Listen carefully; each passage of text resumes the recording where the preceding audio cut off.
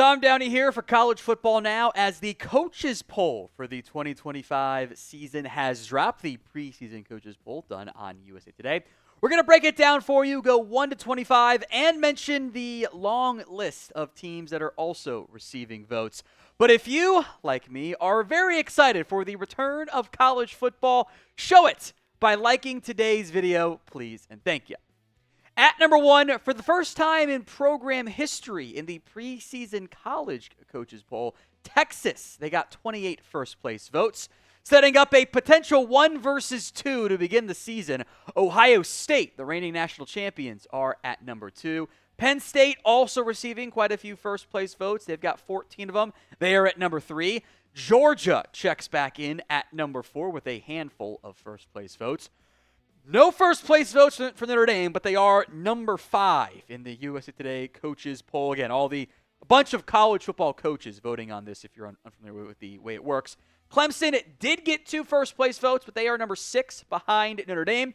Oregon at number 7, the Ducks. Alabama at number 8. Another SEC team at number 9, LSU, and Garrett Nussmeier under Brian Kelly checking at the 9th spot. The Miami Hurricanes have the 10th spot in the coaches poll.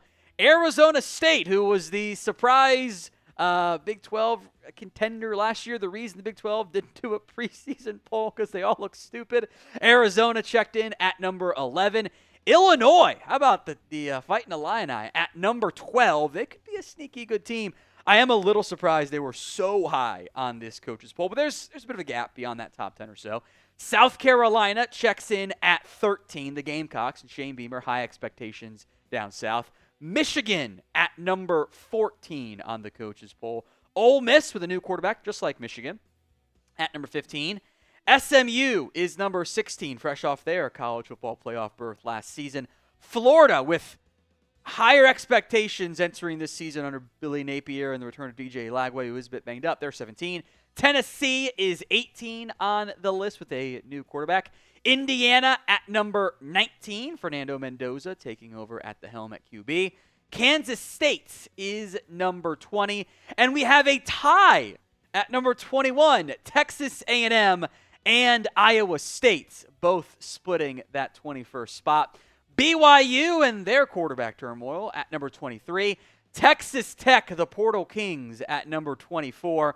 Boise State, the always, I guess it's G6 now. I still call it G5. Pac-12 is just kind of its own separate thing. Boise State at number 25. So Texas got the most first-place votes. They got the most votes overall. Do you believe they are the best team in college football? Y for yes, N for no. Go vote at the pinned poll of today's video. We'll go more in depth on all of these teams and also list just the points over there on the right of just how close the voting was. Texas, 1,606 total points. So you get 25 votes for first place, 1 vote for 25th place, etc. OSU at number 10. What a great way to begin the college football week 1, not week 0. Texas Ohio State is electric. Texas at 1, the Buckeyes at number 2.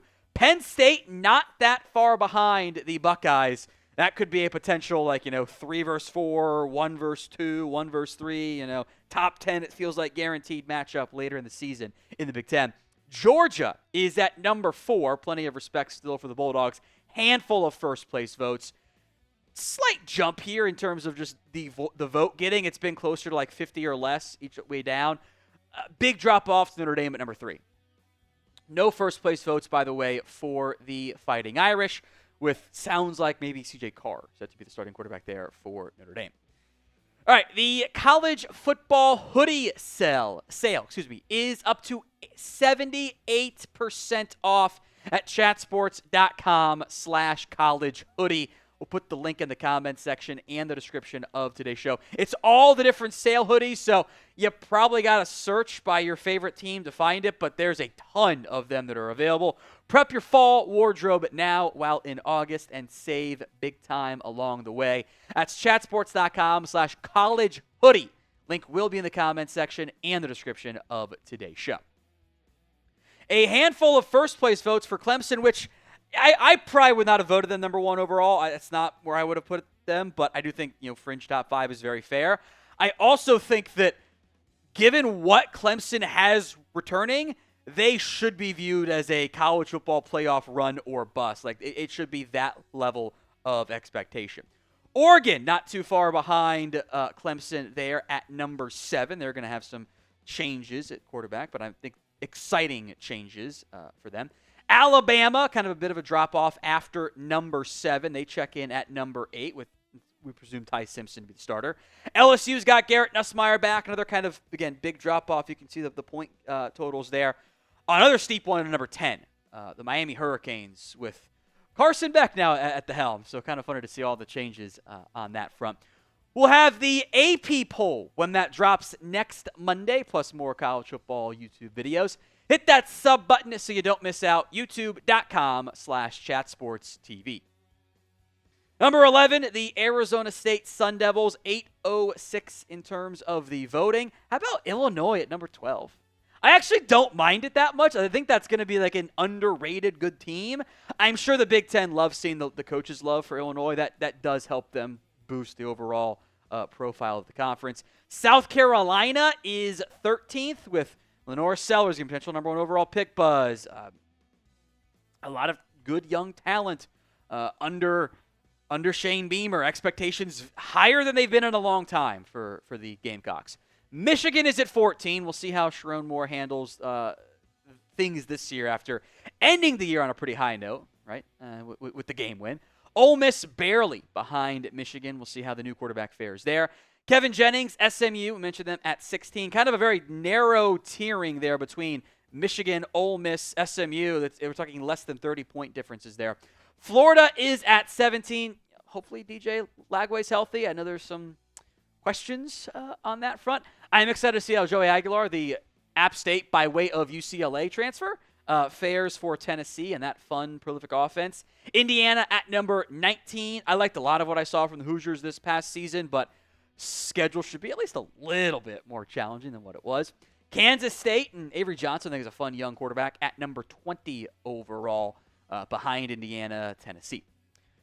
I'll be honest, I had money last year on Kansas State making it to the college football playoff. I thought that one was going to be a good bet for a while, and it kind of faded. That was my surprise pick. Who was your surprise college football playoff team this year? The best answer last year was Arizona State. You would have cashed out pretty big there.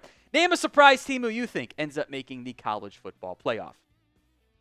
How about Texas A&M, Iowa State again, both being tied? Kind of a not insignificant gap between Kansas State there. BYU, we'll see how the quarterback stuff fares out there. 287 overall, or 287 overall points there. Ahead of Texas Tech, who I think actually is a great answer for surprise college football playoff team. Expectations, I think they should be better than the 2014, given the amount of funds pumped in to Joey McGuire's program. I feel like if you can get the Big 10 or the Big 12 champion right, if it's not Arizona State, that's a very good surprise CFP team.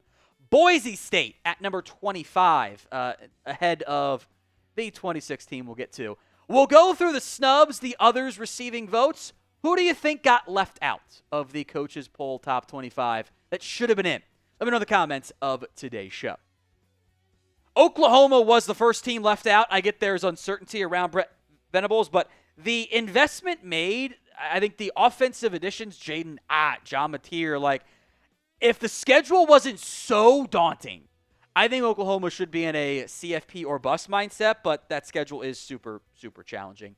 Missouri, we'll see how the quarterback play there is. Miller Moss now at Louisville, one spot ahead of his old team at USC. Utah is in there. Baylor, I know there's some fans of Sawyer Robertson. We'll see if Auburn can get good quarterback play or not. Iowa, I feel like they're always in the receiving votes category, no matter how good they were the year before. Memphis and Army there with 34 and 33 votes respectively. Tulane, which I'm curious how the quarterback situation plays out there. They could be a very fun pick for like the G5 rep. I actually like that one a lot. Georgia Tech, TCU, Nebraska, Syracuse, some lower end Power 4 programs with high hopes, long term. Washington, Navy's on there. Arkansas, Duke, and Colorado both got 12 votes. If you've played CFP 26, turns out Duke is just good in all the sims for some reason. Kind of weird how that one always ends up happening. Colorado, overgoing a bunch of change, turmoil with the roster there. Minnesota, UNLV, Florida State, which, what did they give Thomas Castellanos a vote? What happened there? Kansas had 6. Vanderbilt had 3. Buffalo got 1. I will be honest. I would not, as the MAC aficionado, since I went to Miami of Ohio, I don't think Buffalo should necessarily be viewed as the top team in the MAC. Like, kind of feel like you should just end up defaulting to Toledo. Buffalo did win 9 games last year. I will say this, though. Their coach had a vote in the coaches poll. I'm not saying he's the one who voted for his own team, but I'm not going to say it either.